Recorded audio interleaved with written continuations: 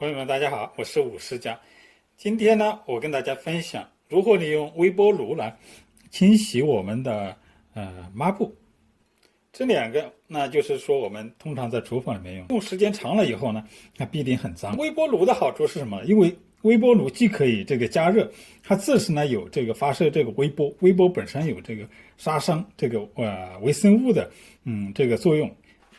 这个通常我们就是洗碗过程当中拿来用。现在我们就是说把它倒在这个两个抹布上面，每个上面倒一点点。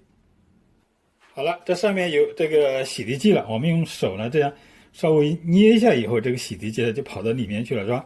它里面本身是有水，大家可以看得出来，这个一捏呢就起泡了，是吧？这样放进去。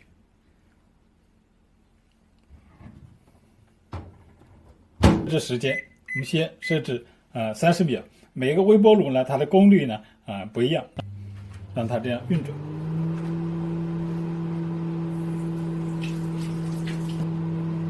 好，我们可以看见里面这个微波炉里面它的这个泡沫在上面，在外面鼓泡。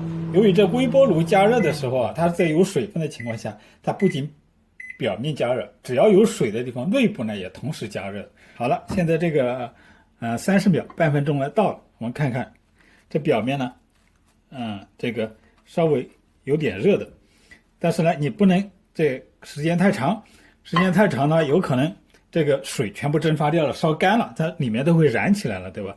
看到了这个30秒呢，问题不大，我们再这个加热30秒。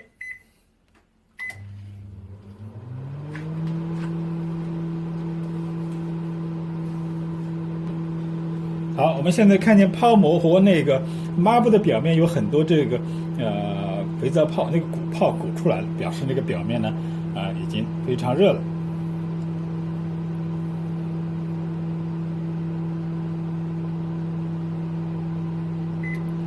好了，时间到了。好，我们打开看，这表面是不是很多这个泡，是吧？还有很多这个蒸汽。好，现在我们可以拿到这个水里面去。直接洗就可以了。好，我现在呢就是在这个水槽里面把这个抹布和这个泡沫呢洗干净了。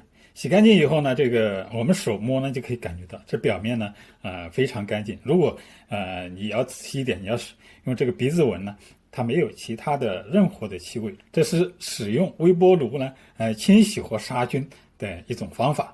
好，通过今天的视频呢，你就学会了我们微波炉一种新的用法，既可以帮助这个清洗，也可以帮助我们杀菌。朋友们，如果你想这个利用同样的方法呢，洗其他东西也可以，比如说这个砧板。好，这就是我们今天视频的主要内容。